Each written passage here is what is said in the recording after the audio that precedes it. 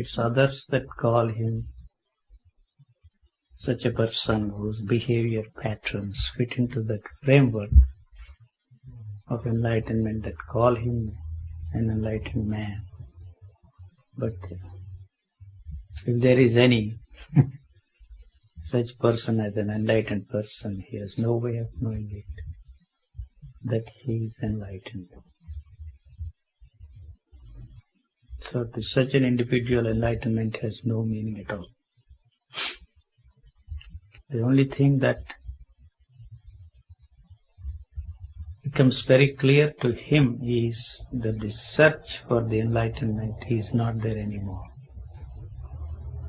So that individual is freed from the desire to be enlightened or to want to be enlightened.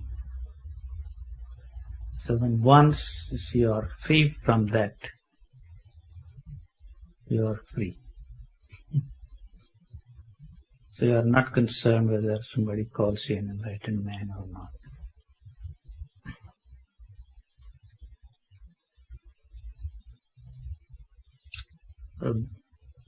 If we take the examples of Buddha, he never called himself the enlightened, it's the others, Same Jesus, he never called himself Christ. Christ is the anointed.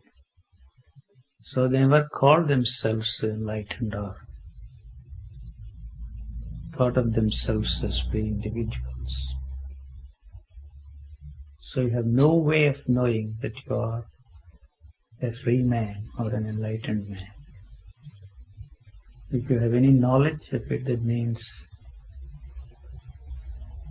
you are still seeking, pursuing, demanding to be enlightened.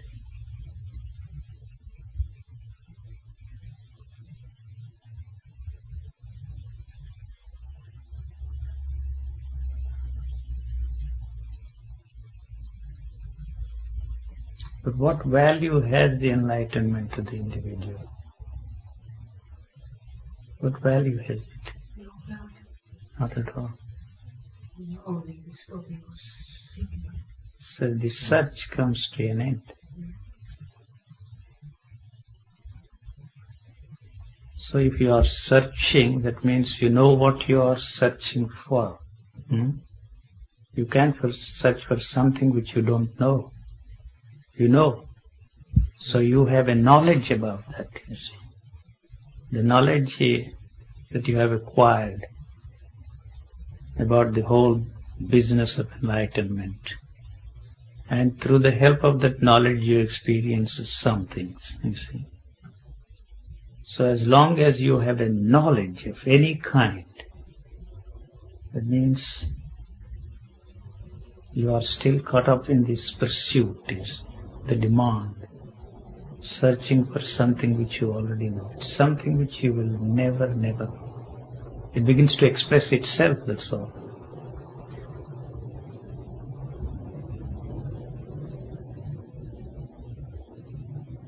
If somebody says he is enlightened, you can be sure that he is a phony. And if he goes around the world, trotting the globe, promising enlightenment, you can be doubly sure that he is a phony. Or anybody who wants to free others. Because such an individual does not know that he is free.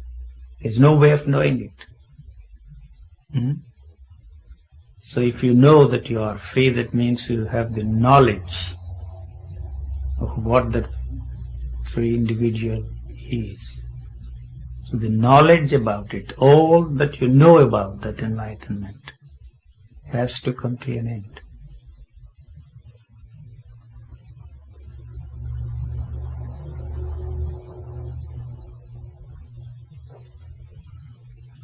But what value has it?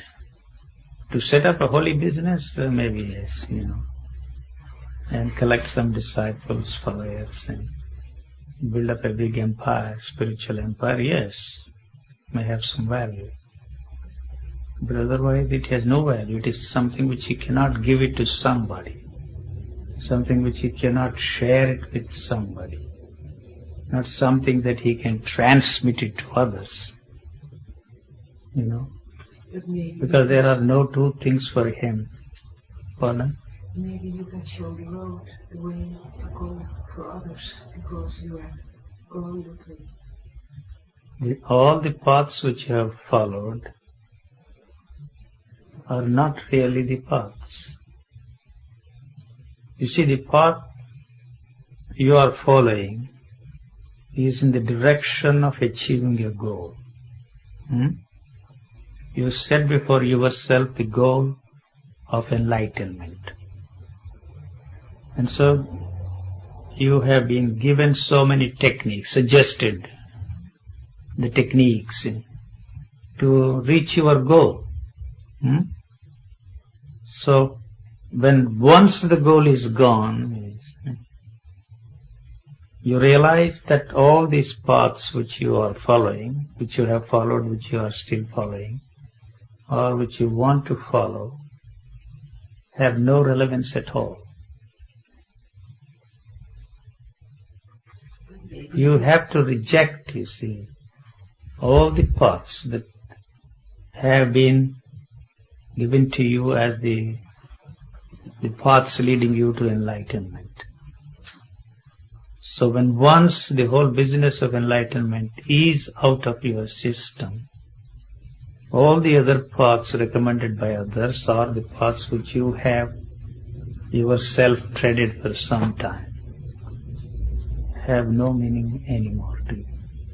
So you cannot recommend that or evolve a path of your own, because you have discarded every path which you have followed, the paths of others. That's all that you know. The paths that others followed. So, but they are not your paths, so you have no path of your own.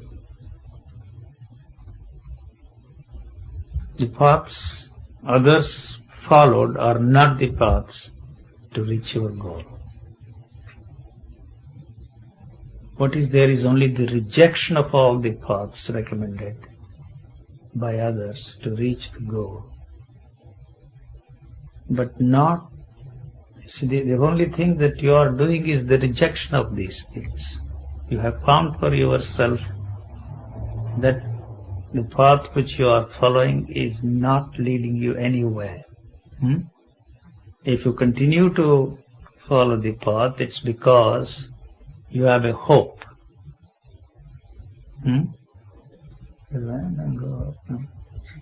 to sleep. Yes.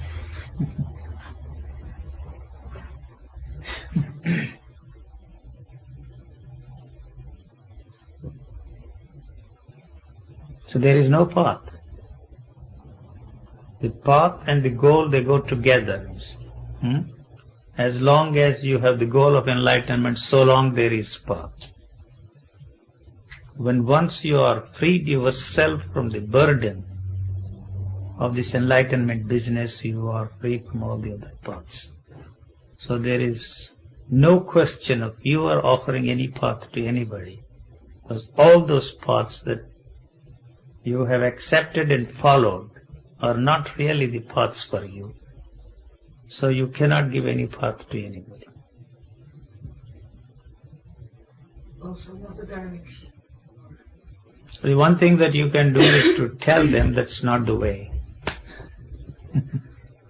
And they naturally ask you, what is the way? So telling them that's not the way is all that is necessary. So otherwise you continue to try dozens of paths. There is not one, hundreds of paths. So when once you see this dawns on you that that is not the path, you will not try the other paths also. You just stop.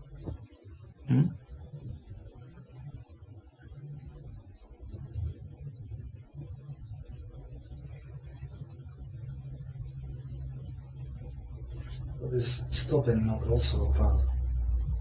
If you use that as a path, you see, it is a positive approach to your goal. See, since all the positive approaches which you have pursued, followed, have not given you the desired results, you are in a very clever way adopting a negative approach, a negative path. But the goal is still a positive goal. So even though you call it a negative approach, it's a positive approach because the goal is positive. So once you are freed from the goal, the question whether a particular approach is positive or negative does not at all arise. So what you call negative approach is a positive approach because the goal you have before you is a positive goal. You want to be enlightened, you want to become a yogi, you want to be a free man, you want to be transformed. You see, want. As long as the want is there, so long there is a path. So even if you call it as a negative approach, it is not negative but positive. In India they have propounded a doctrine called the doctrine of neti neti. Not this, not this. They have built tremendous structures of philosophical thought. But when you see that, you see how it is still a positive approach because the goal you have before you is a very positive goal you want. As long as the want is there, so long the search for the path is also there. As long as you want to be enlightened, so long you will pursue this path or the other path. They go together, you can't separate the two.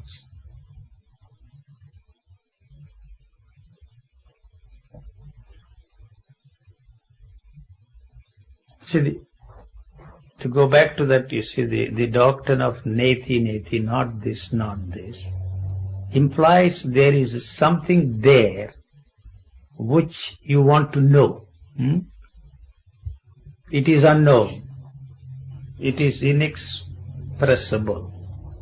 It is inexperienceable. They use all these phrases. So that means there is something which you cannot experience. Something which you cannot know, something which you cannot describe. That implies that there is something which you have some way of finding out for yourself. You see, all these things have failed, but still you see the search or the demand to know something which cannot be known is still there. I don't know. So there is no such thing as the unknown at all. So it implies that there is something that you can still do to find out and to know what you call the unknown. So because the unknown is an invention of the known. The known is pursuing the unknown. So as long as the unknown is there, you call it the unknown, but it is still part of the known. You know. You know what you call the unknown is already within the framework of your knowledge, but you just call it the unknown. Has it something to do with our childhood, that we were in a state then that we still remember? I know what I did when I was young, to close it and to open it, to play around with it, and after that I forgot. Later on I remembered, but I couldn't turn the whole thing back, so it was gone. Has that something to do with it? I don't understand what you are saying. When you are a child, is that enlightenment? The child is ignorant. Yeah. That's all. The child may be innocent, but he is ignorant. So he is not concerned about the unknown, he is not concerned about the reality. He is not interested in enlightenment. He is not interested in Godhood. He is not interested in any one of those things. So you superimpose these things on them. And to be able to fit into this framework, see, they also accept some of these things. Pardon? No. They accept something of these. Yes, they want to be accepted by the society. They want to become part of this culture. It is not just one way. You are not the only one who is demanding, pushing him to become part of this framework of your culture. But also that the young one he wants to become and be accepted, by your culture, part of this culture. I don't know, So it is not one way. You are not the only one who is pushing him to accept this framework as true and valid. But for the reasons of acceptance, for the reasons of survival, he is also interested in becoming part of this framework of our culture. This is not one way. It is both ways. So you cannot say that the child is forced by you or the circumstances, or he is forcibly made to fit himself into this framework.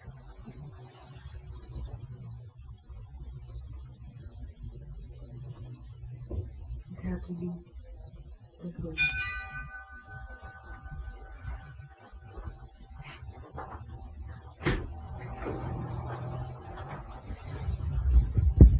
But why this interest in enlightenment? And if I may ask you the question, why? Because people are selling that product, goodies now, you see everywhere, the gurus from India. Why? Why this sudden interest in enlightenment in the West, I'm wondering? I don't know. Why? Sudden interest. Why? And I'll think when you are not enlightened, you are always, you feel good, you feel bad, you feel good, you feel bad, on this, on that. You are going all the time like a yo-yo. Yes, but what has enlightenment to do with your being good and not being good? What has that to do? Huh? I'll think that stops them. Has it stopped? Has it stopped?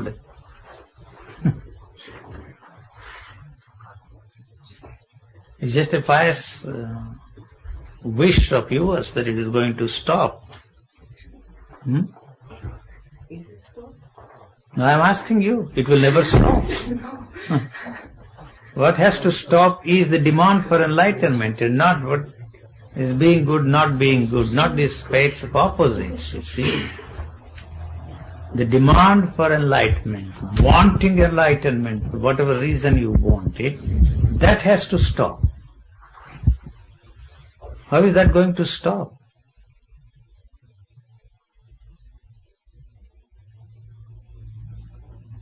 Wanting to be transformed, you wanting to be something other than what you are. This becoming, you see, you want to become somebody. You have some virtues, so you feel that you are a virtuous person. You have some spiritual experiences. And so spiritual experiences become your property. You have spiritual experiences. The other individual has no spiritual experiences.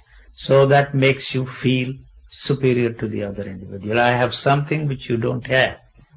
I don't know. I know, you don't know. So you know a lot and then you practice humility. As long as there is any trace of knowledge about yourself or about the world around you, you are not a person. I'm not referring to you. I have to use the word you for purposes of communication. So there is no humility there. You know. It doesn't matter what you know. If you know the world around you, if you experience the world around you, if you experience your moods, if you experience all that is going on there inside of you, you cannot be a person of humility. Because you know. So I know, he doesn't know. So that gives you power. I have some spiritual powers, you see. So that is why all those who practice yoga are practicing yoga. They want siddhis, not so much the ultimate goal of yoga. The ultimate goal of yoga is to free you from the demand or the pursuit of seeking anything for yourself. So I have these siddhis, I have these powers, so that will make me somebody important. Make me feel, you see, a superior person to everybody else around you. Otherwise, what value has it? Even assuming for a moment that there are powers, what value? If you fly from here to India without going through the process of buying a ticket, that would be a marvelous thing, is it? But nobody has done it so far. They are talking about it. What will you do with levitation? Ultimately, you will hit the ceiling. What for do you want to levitate? What for? Well, maybe it's not a matter of enlightenment or levitation or whatever thing which gives you so-called power. What will you do with the power? Happiness. No, it is not happiness. You will use power. But that's what we are after, happiness. No, you are after power. To control others. That's all that you are interested in, you see. You want to control everybody around you. Otherwise, what value the power has, whether it is material or spiritual, it has no value. The material power, he is controlling everybody, exercising the power. In exactly the same way, you will use, if there is any such thing as spiritual powers, you exercise them and control everybody, you see. That's all. Otherwise it has no value. Is it not to take away fear? I mean, that's what I mean is being happy.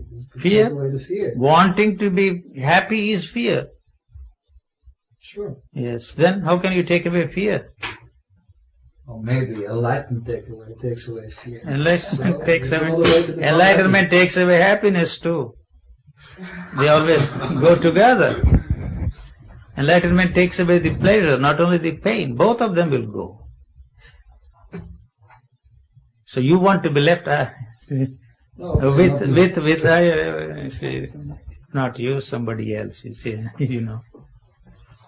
Yeah, but enlightenment never said anything to me because I don't dream of becoming enlightened. I dream to get rid of my fear.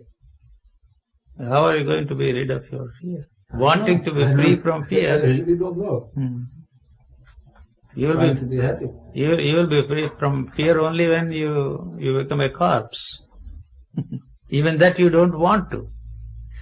You see, because that is the fear of all fears, the fear of something coming to an end. You really do not want your fear to come to an end. The fear will come to an end only when, you see, the body becomes a corpse. It becomes a stiff, you see. You know, you do yoga to keep the body supple, but actually the yoga begins with the stiffness. You will be surprised, you know. All those who teach yoga want you to do the corpse pose at the end of your acrobatics, but the yoga starts with that you have to die. This body has to become a corpse. To start with. That is why the pose, you see, the savasana they call it, you see, the corpse pose. First the body has to become a corpse, then begins the yoga. You see. You know, it's the other way around, but you see, you do all kinds of exercises, you are most tired, exhausted, and then you stretch yourself, and then you want to be a corpse. It's the other way around, you see. When once the body is stiff, not because you are growing old or any such thing, you see, you are advancing in age, but it has to become stiff first. What about the brain? It doesn't become stiff. Yes, it too. The brain too. Then it is ultimate relaxation. Huh? Then that is the ultimate relaxation. Their depth is. So, I have to die quick. Not committing suicide. That doesn't solve any problems. So the death is the death of your wish for happiness. wish to be happy. I want to be happy. Wanting to be happy must die. So you see, all that you are searching is, you see, to have only happiness without a trace of unhappiness, that you are not going to succeed. You can control your breath for some time and feel just great. But if you hold your breath for long, you will be choked to death. So in exactly the same way, if you control your thought through your will, through your effort for some time, you feel you are achieving something. You see, you feel just great, you are able to control your thoughts for a while. And that's only through your effort and through your will. And that creates a sort of, you see, a tension there between the thoughts. And that, you see, you translate it as energy. And you feel just great because there is an outburst of energy. But actually, if you try to control your thought for long, it's going to choke you to death. So that exercise or the demand, you see, to control your thought has no meaning at all.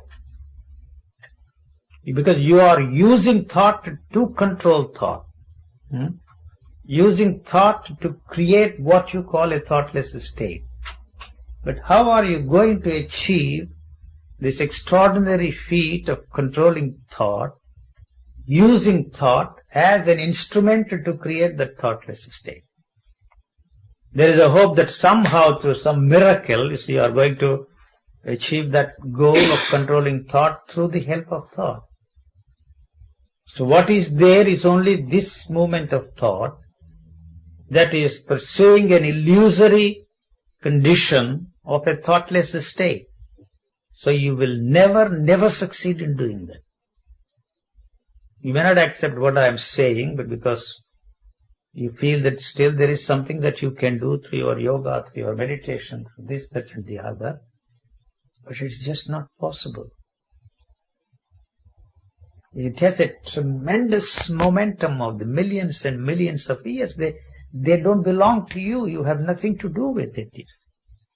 You are using them for the purpose of achieving certain results. Whether they are spiritual results or material results, it really doesn't matter.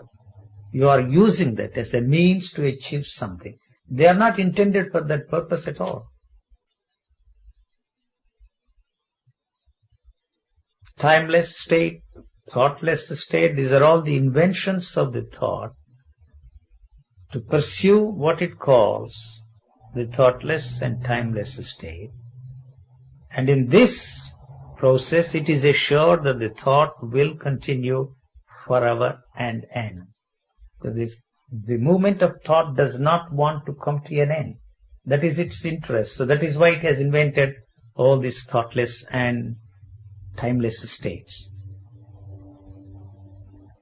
So when you use that as an exercise to achieve some result, that gives you the feeling that you are getting somewhere. So it is the exercise that is important to you. Because there is a promise involved in that exercise that one day you are going to achieve your goal. When is that happy day going to dawn is anybody's guess. Mr. Krishnamurti, some years ago, I was on a boat race, working day and night till exhausted, sick, physically and psychologically.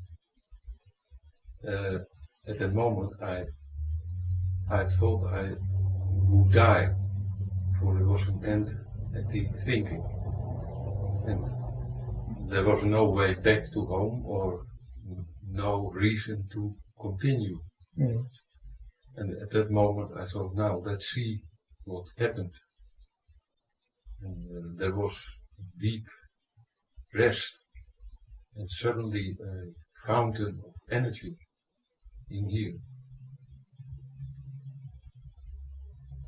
Well, to relate that on not to exercise. And after that, I want to experience it Again. You see? Again. And also, I've experienced also the misuse of power of that energy. You see?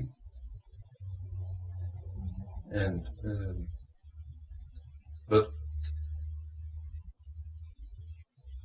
something is, or something that is, well, I don't know, that there is something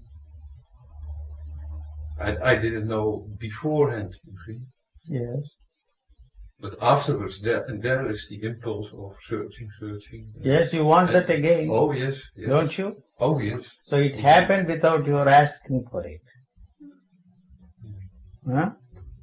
You didn't ask for it. You didn't know. It just happened. Yes. So that happening has become part of your experiencing structure, and you want that again. It's something very natural to want that again. Yes. So since you were not involved, this movement of thought was not involved at that moment, what makes you think that by the use of this movement of thought you are going to experience that energy again? You will probably see and artificially create an energy, but which is not the same. Not the same. So demanding or wanting to experience that again is the very thing that prevents the possibility of the outbursts of energy that happen from time to time. That's very hard to stop now. Very hard to, when once it becomes part of your experiencing structure, the nature of that experiencing structure is to demand more and more and more of that. And when you accomplish this feat of experiencing such things which are not the authentic ones but artificially created ones, then there is a demand to have that permanently. Yeah. Yes. It's just a hope. Yes. It's just a hope. You have destroyed the possibility of such things happening to you from time to time. They have no value at all. You cannot. What will you do with that energy? Well, misuse. No, you can't use that at all. Doctor. You cannot use that at all. It is.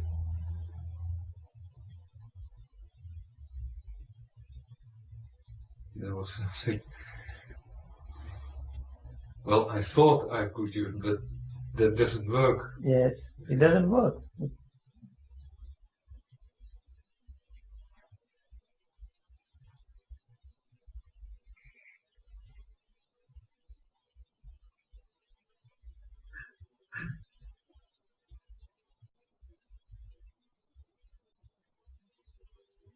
Ruchi, can Yes. you relate something of your meeting with Ramana Maharishi? No, that's a dead past time. It's there in the book, read it.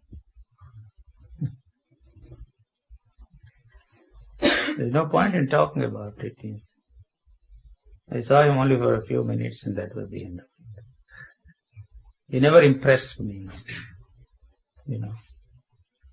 It is absurd, you see, to talk of posing yourself the question of who am I,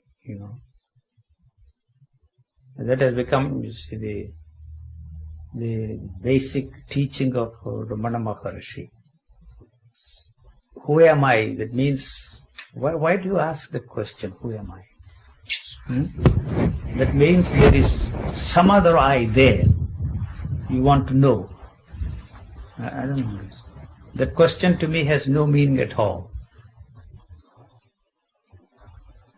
The very fact that you ask that question, who am I, implies that there are two things. The I you know, there is another I, the nature of which you do not know.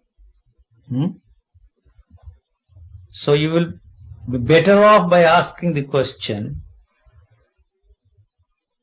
and get an answer, if you can, about what you know. The question who am I implies that there is some other I, the nature of which you really do not know and you want to know. I don't know if I make myself clear. Do you know anything about yourself, first of all? What do you know? Tell me. That's what he knows. What he has been told, where he lives, what his name is, how much money he is drawing every month, and his telephone number, how many people he has met, you see, how many experiences he has gathered during the course of his 30 years. That's all that he can tell you. So all the books he has read, he can repeat mechanically. All the information he has gathered and all the experiences he has collected. So that is all that is there. Why you are dissatisfied with it and why you are searching for something other than that? Can you tell me something about yourself? Other than the information that you gathered, what you know. What I found there is not the answer. Otherwise, the questions What? would not persist. No, what did you find there? Just knowledge. Knowledge. So that question, that idiotic question is born out of the knowledge you already have. So this is the knowledge that is there that has thrown up this question, who am I? So you want to know, and through that knowing, the knowledge you have gathers momentum. You are adding more and more and more.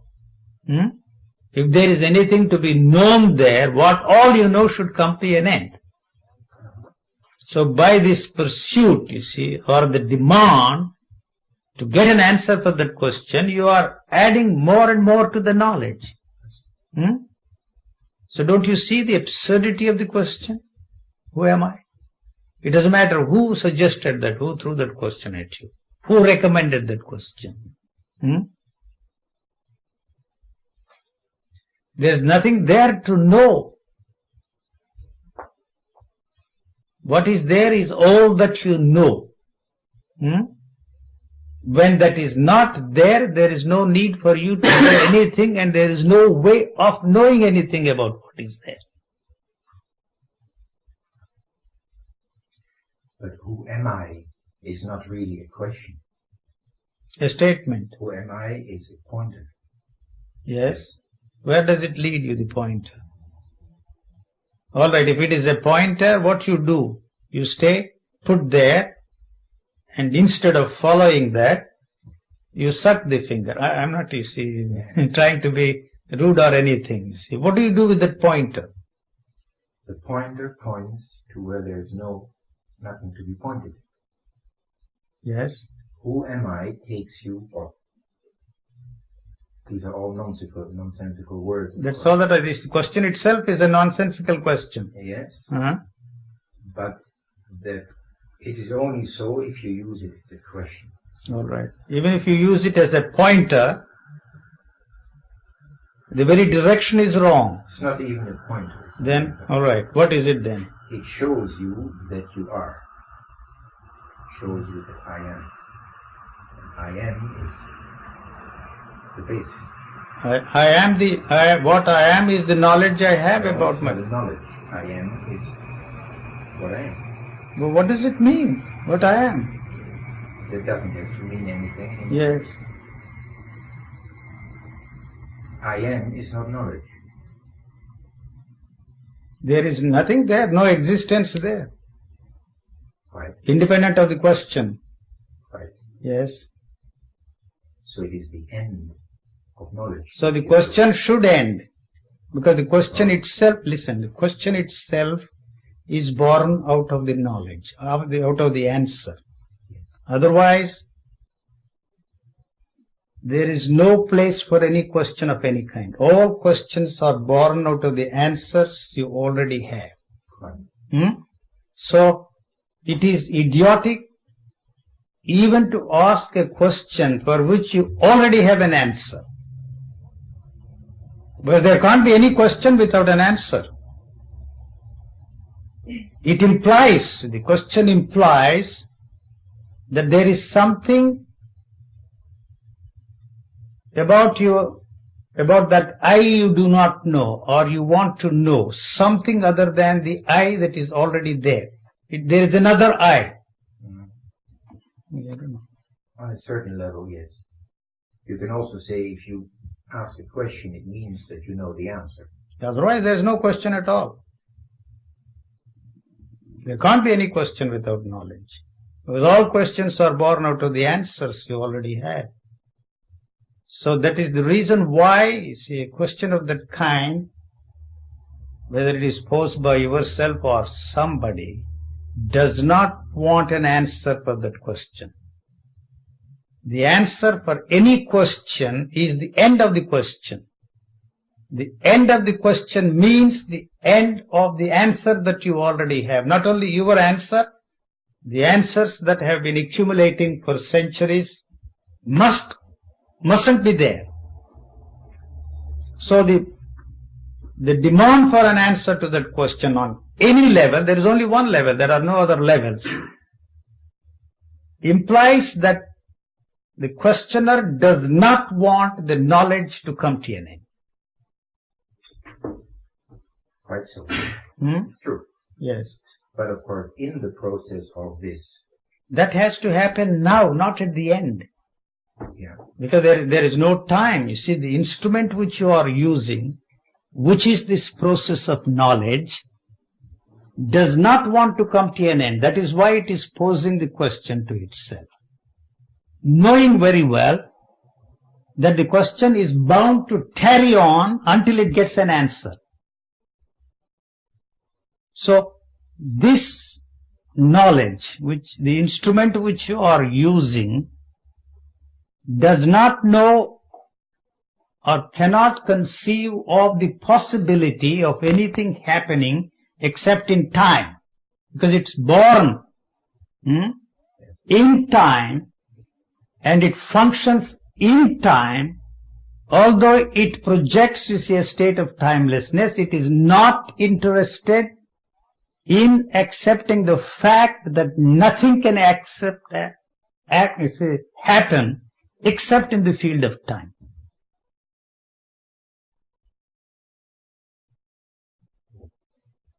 The question implies that there is a demand for an answer, and that answer can come only in time. And during that time, see, this has a chance of survival. it's true what you say. However, the answer to the question, who am I, does not fall in time. Yes.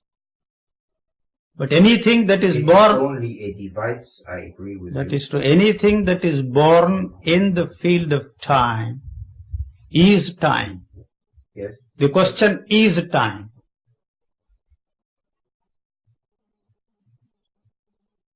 the question is not born in time. Then, where does it come from?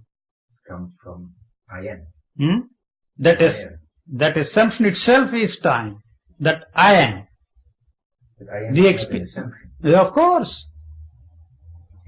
Of course it is an assumption that there is something there other than this knowledge. What is there is only the knowledge.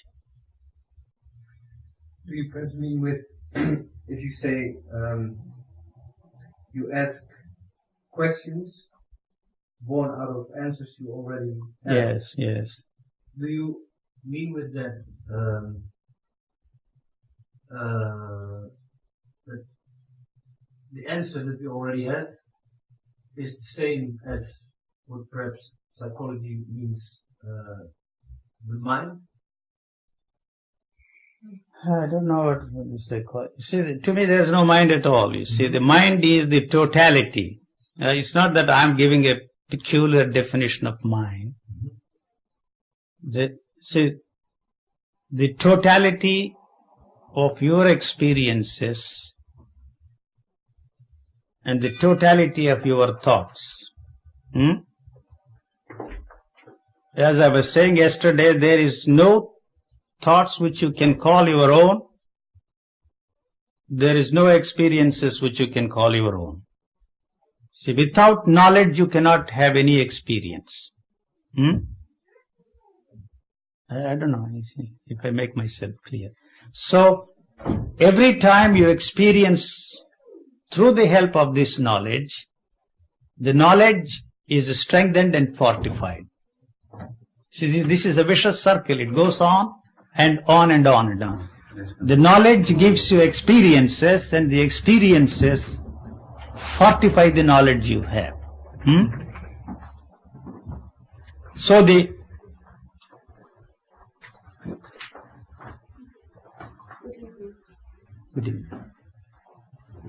questions which you are asking are very frivolous questions, because the questions are born out of the knowledge.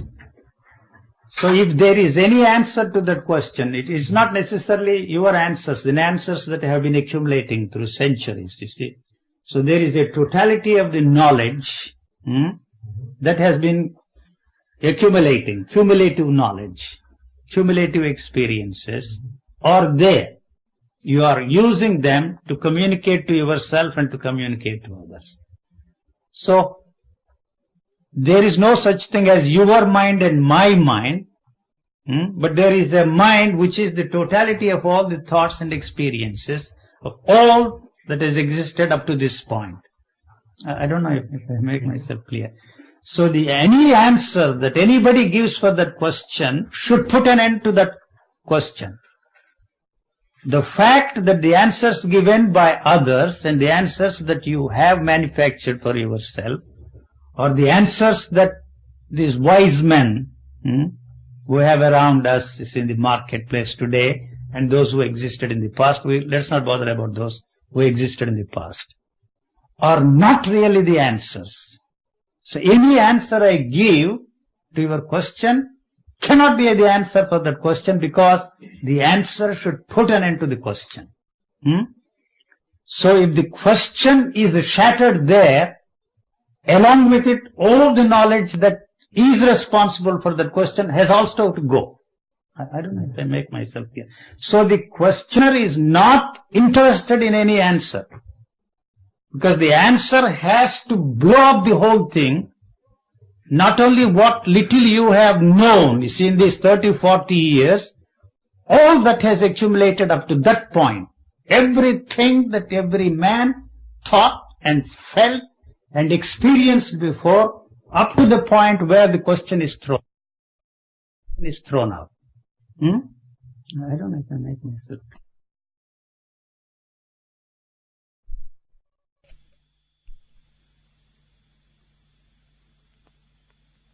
Up to the point where the question is thrown out.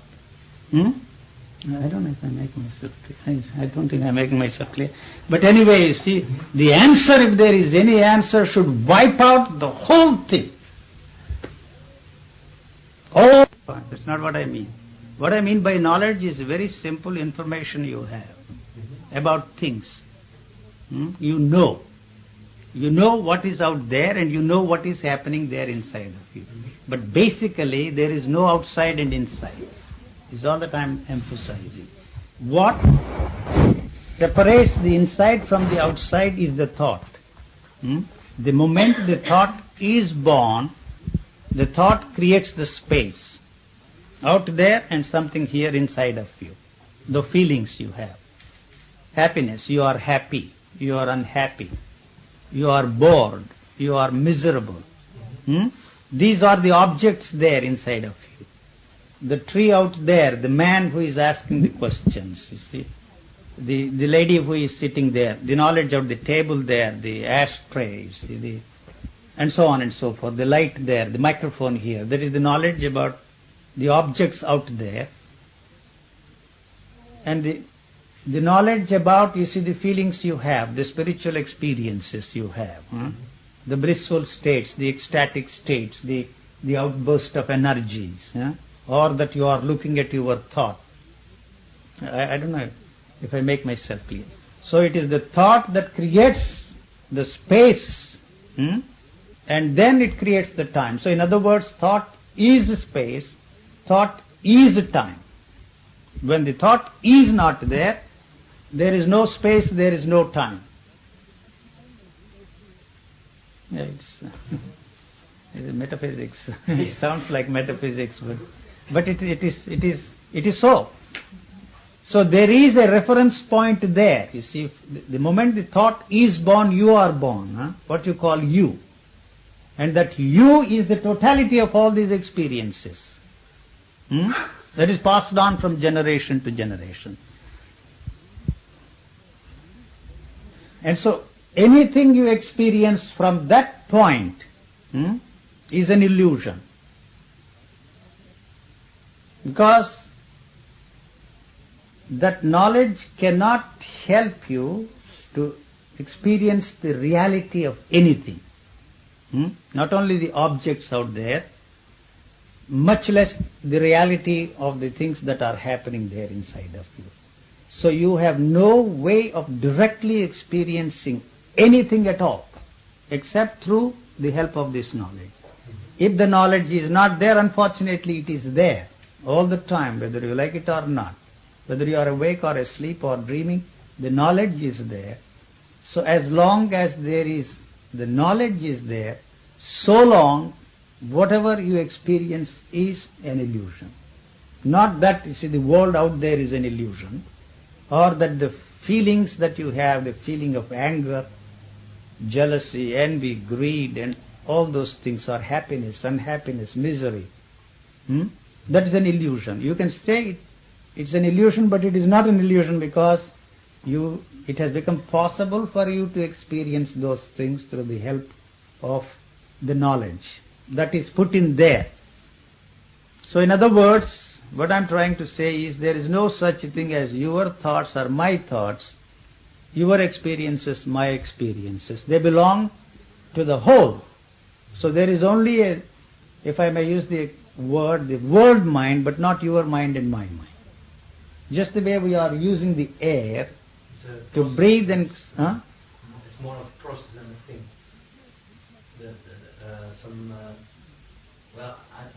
So your efforts or your attempts to be an individual is well nigh impossible as long as you use that instrument to become an individual. What it can do is to create an isolated thing and put a boundary around it and make you feel that you are an individual, but you are not an individual at all. So going back to the question, there cannot be any question there at all, other than the questions that have been asked before. So there is no such thing as a question of your own which has never been asked before, and for which you already have answers. So you are only interested in confirmation. If the answer you think I am giving fits into that framework, you accept the answer. If it does not fit into that framework, you reject the answer. So no matter what you do, it really doesn't matter. That's all that you can do. Either you have to reject or accept. If you accept, it is as an act of faith,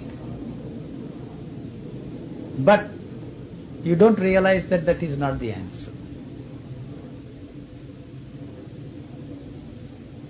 So the questions have to go. The questions remain there as long as the answers are there. And all those questions which you ask yourself and which you pose to others are born out of the answers that are already there.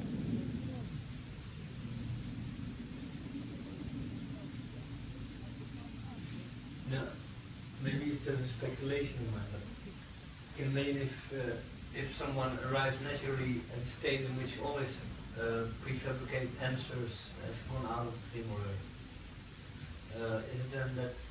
It's a hypothetical situation. What? It's a hypothetical situation you are talking about. Throw them all out and see what happens. So anything you do to throw them all out is the very same process that you are trying to free yourself from. I don't know if you see that. Trying to control thought through thought, excuse me, is a meaningless thing.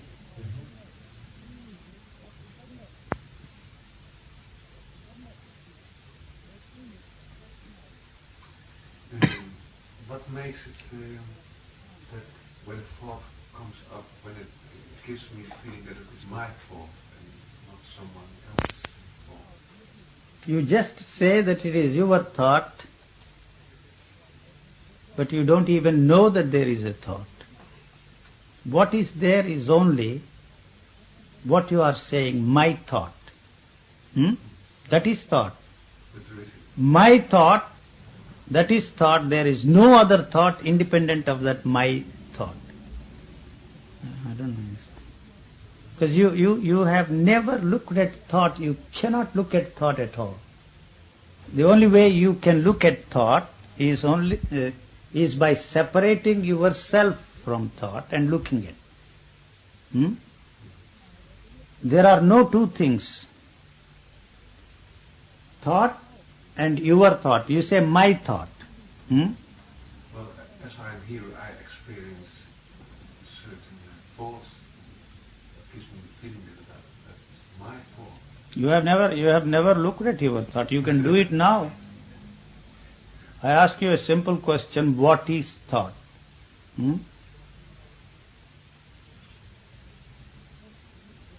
It is the answer that you have, but not thought independent of the answer. My thought, these are not my thoughts. These are good thoughts, those are bad thoughts. These are virtuous thoughts, those are vicious thoughts. These are perverse thoughts, that are highly valuable thoughts. So any answer you get to your question is the thought. There is no other thought independent of that, apart from that, or separate from the statement you are making. You can look at it now. It's a very simple thing. You will be surprised that there is no thought there other than the thought that comes into your head, which is not yours, which is the definition. Or what you have learned, what you have experienced, what you have known, all those things. That is all that is there. There are no two things there is only one. And that one thought is something which is not separate from you. There is nobody there who is thinking thoughts. This is all that I am pointing out.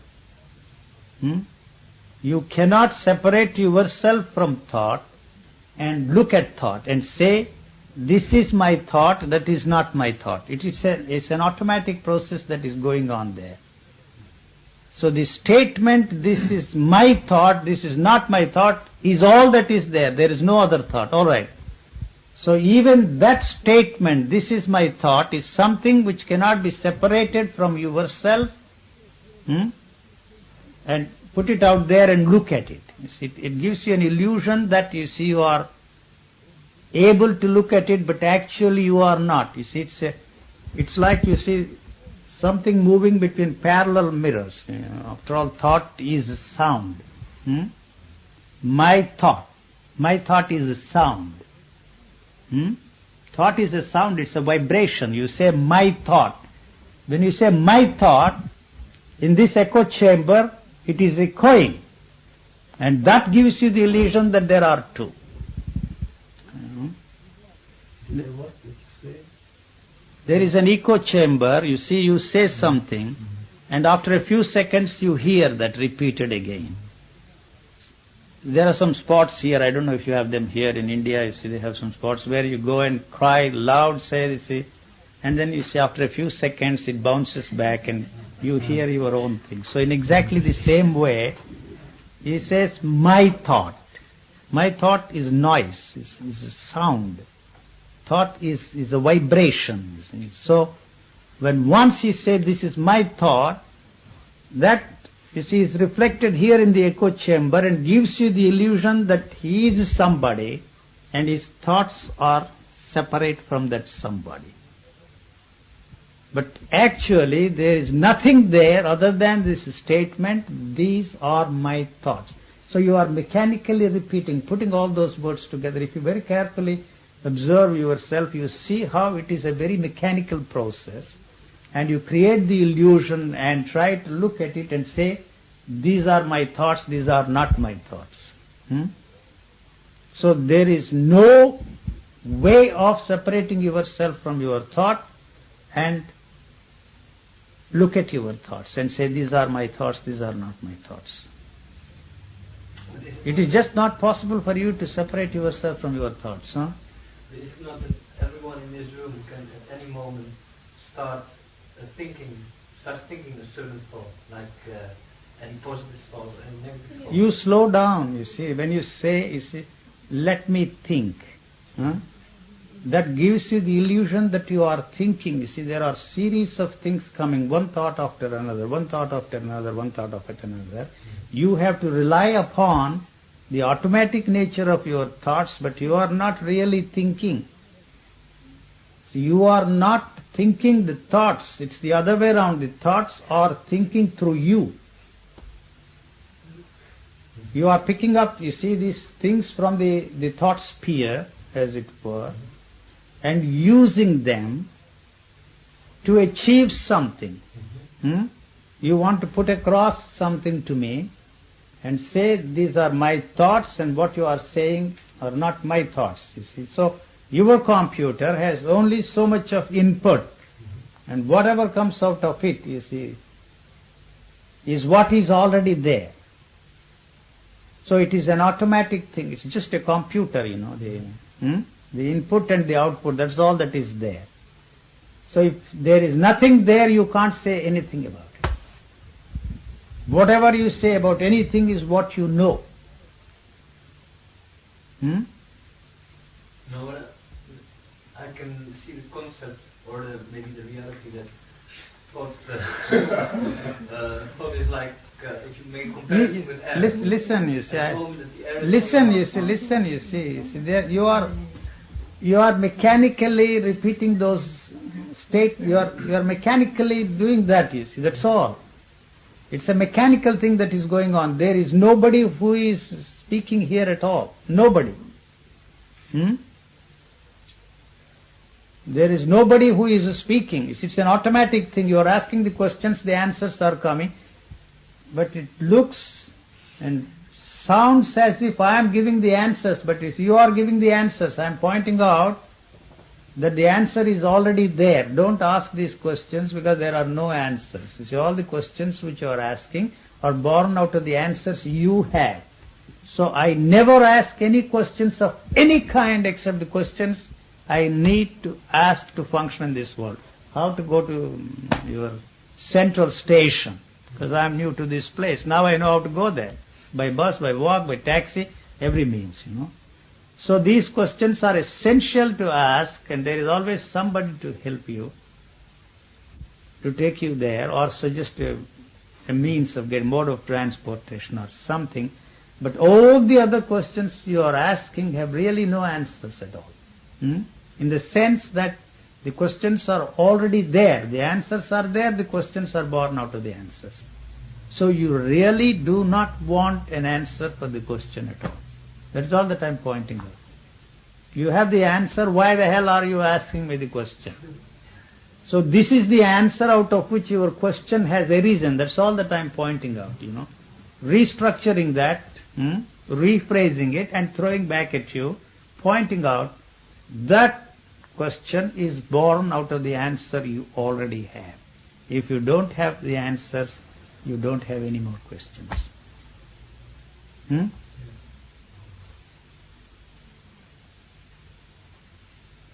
But I once experienced many times a state in which I thought, I had thoughts, but I was somewhere else, and I looked at my thoughts as I were looking through the table.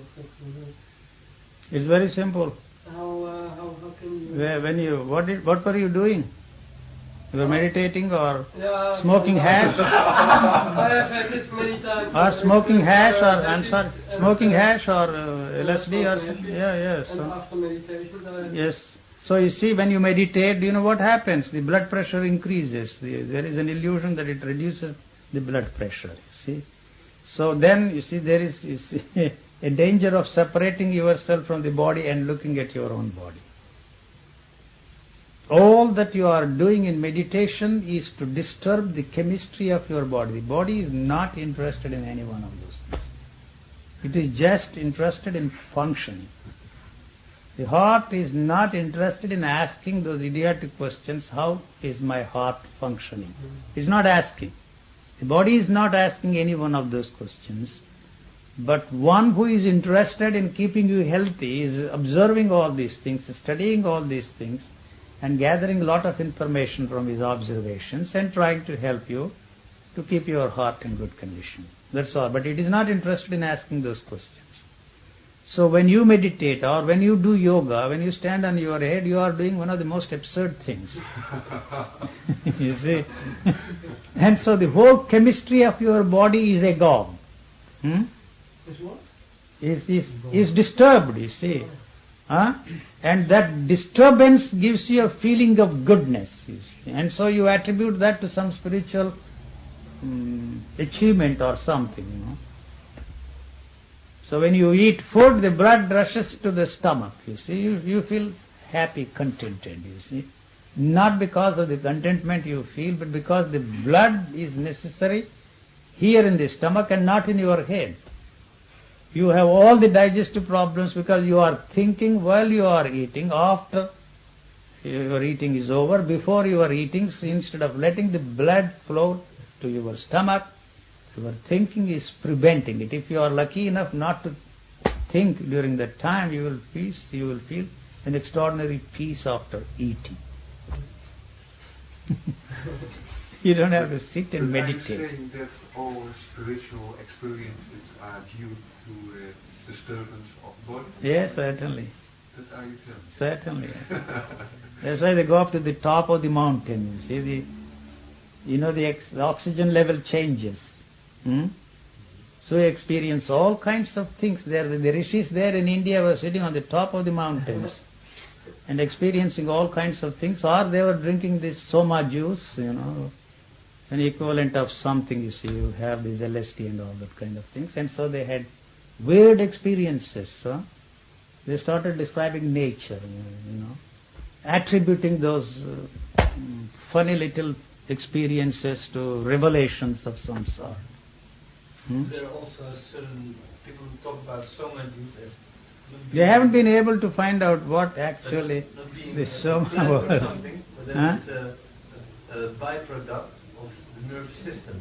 Yes. That it is functioning differently. Yes. I heard it once. That is why even these medicines which you take, these antibiotics, give you all kinds of spiritual experiences, hallucinations, which are similar to the spiritual experiences people experience during their meditations and yoga practice.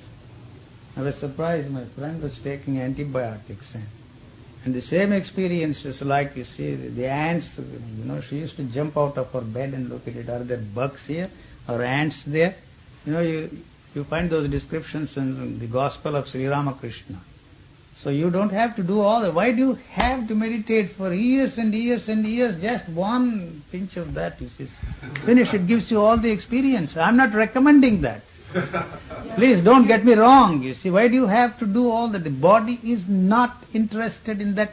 The peace which you create there through forcing yourself through all these meditations is very bad. I'm sorry. No, I'm sorry. But when you are not doing anything, then you be What do you mean? Can there be any moment when you are not doing something? Right, but then There is not one moment where, you see, the life is not responding to the stimulus. Not one moment. Right. Life is acting all the time. So the peace of the mind which you are interested in is totally alien to the functioning of this body. You are setting in motion counter movements, changing the whole rhythm of the body. I myself did yoga for years and years and years. So I know that I discovered these things for myself. Yeah, So how it is setting in motion the currents which are disturbing the natural rhythm of the body. I'm not saying anything against yoga. It's all right to keep the body supple, you see. I'm not saying anything to keep the body supple, you see. Enjoy the stiffness of the body. Anyway, it's going to be a stiff one day. You might as well enjoy it. So can we stop it, Can we stop it? You can delay it, you see. Postpone it, you see, for some reason. Yogi, We have to do something. Do something. I'm not saying anything against No, those. but even By all meditation- means, you do meditation, stand on your head, you see, do all the 150 acrobatic feats. I'm not saying anything. I'm only trying to emphasize one thing, that has no spiritual element at all, you see. That's all that I'm saying, you see.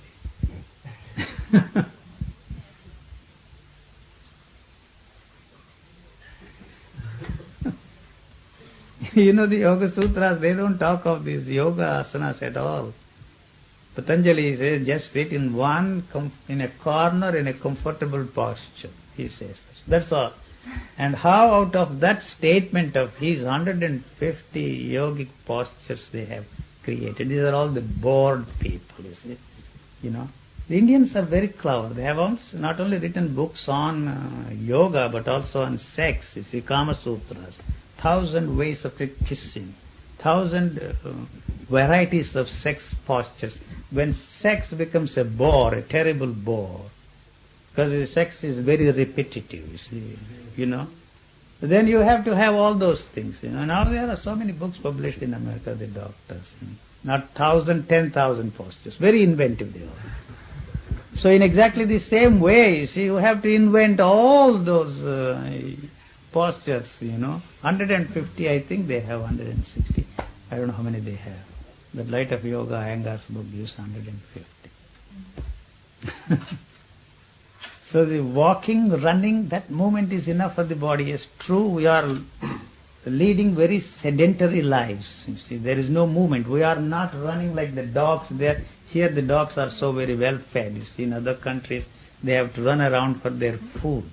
That exercise is enough for them. But we are sitting here, you know, before the tables and leading sedentary lives. Maybe some kind of exercise is necessary. You know.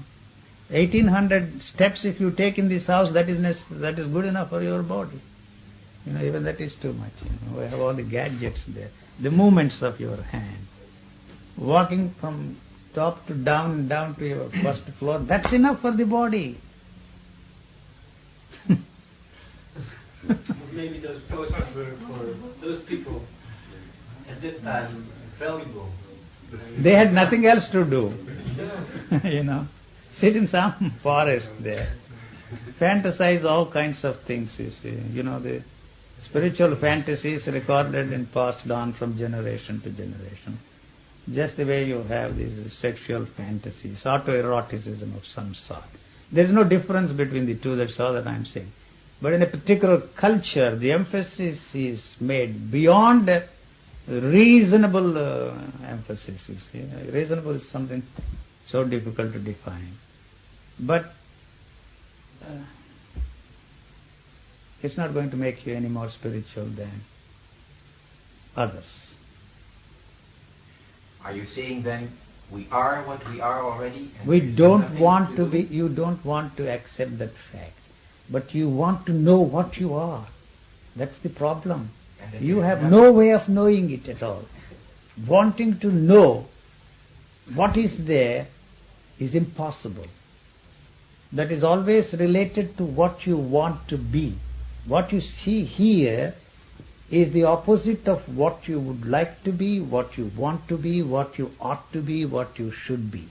What do you see here? You want to be happy, so you are unhappy. Wanting to be happy creates the unhappiness. What you see here is the opposite of your goal of becoming happy, wanting to be happy. Wanting to have pleasure all the time creates the pain here, see. So wanting and thinking, they always go together. They are not separate. Anything you want creates pain because you begin to think. Wanting and thinking, if you don't want a thing in this world, there is no thinking. That does not mean the thoughts are not there. Whether you want to achieve material goals or spiritual goals, it really doesn't matter. Wanting, I'm not saying anything against wanting. Want means the fulfillment of the want or non-fulfillment of the want is possible only through thinking. So the thinking has really created the problem for you.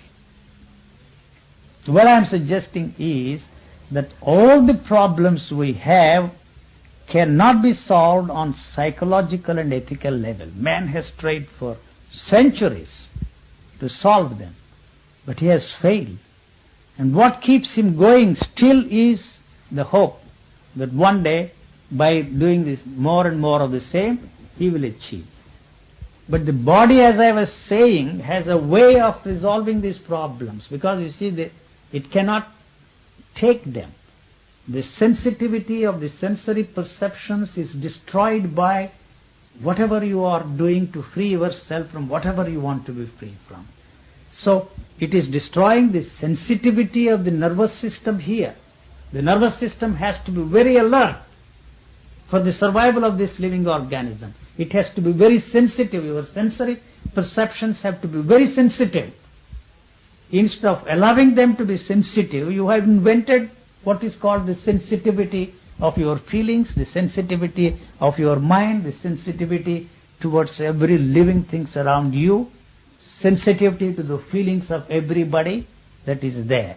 And this has created a neurological problem. So all the problems are neurological, not psychological and not ethical.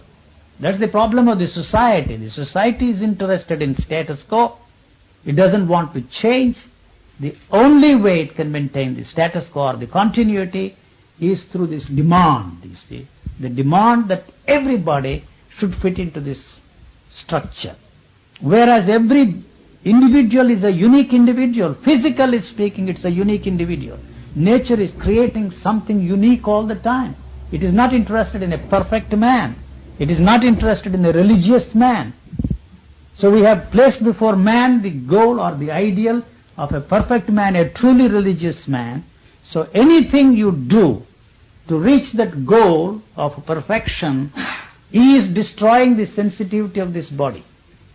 It is creating violence here. It is not interested in that. So the whole thing is set on the wrong way. So the day man, you see, experienced whatever he experienced, this is self-awareness, self-consciousness, he sowed the seeds of the total destruction of man. So all those religions have come out of that divisive consciousness in man. So all those teachings of those teachers will inevitably destroy mankind. So there is no point in reviving all those things and starting revivalistic movements. That is dead, finished. So anything that is born out of this division in your consciousness is destructive, is violence. It's because it's trying to protect not this living organism, not the life, but interested in protecting the continuity of thought. And through that it can maintain the status quo of your culture or whatever you want to call it, the society. So the problems are neurological. If you give a chance to the body, it will handle all those problems. But if you try to solve them on psychological level or on ethical level, you are not going to succeed. What do you mean by giving a chance to the body? Anger is here. Where is anger? In your stomach you feel it, you see, in the base, you see here. So it is handling, but if you beat your husband or wife or your neighbor or you see, beat the pillows, you are not going to solve that problem. It is already absorbed. And you are only enriching these therapists who are making money out of that. You hit your wife, husband, anybody you want, you see. And that's all that you can do, nothing else. But still, you see, it is the function of the body to handle that and absorb it. It has arisen here. It is something real there for the body. It doesn't want this anger because it is destroying the sensitivity of the nervous system. So it is absorbing the whole thing. You don't have to do a thing. Any energy that you create through this thinking is destructive for this body. Because the energy cannot be separated from life here. It is one continuous movement.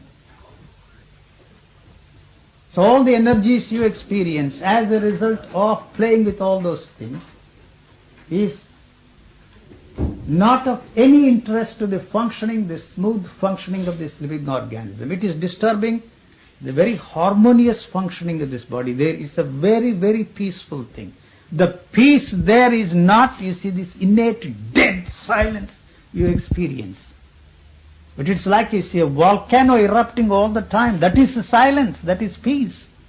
The blood is flowing, you see, through your veins like a river in spate. You see, if you try to magnify the sound of the flow of your blood, you will be surprised. Like the roar of the oceans. So if you put yourself in an air, what do they call it, soundproof room, you will not survive even for 5 minutes. You will go crazy because you can't hear, see, the noises that are there in you. The heartbeat of your heart is something which you cannot take in. So you love, you see, to surround yourself with all these sounds, and then, you see, you create some funny experience called the experience of a silent mind, which is ridiculous, absurd. That is the silence that is there, the roar of an ocean, like the roaring of the flow of blood. That's all that it is interested in, not your state of mind or the experience of a silent mind. It is not interested in your practice of virtues, not interested in practice of your silences. Body has no interest in the dilemma of your moral dilemma, or whatever you want to call it, moral problems. It's not interested in your virtues or vices.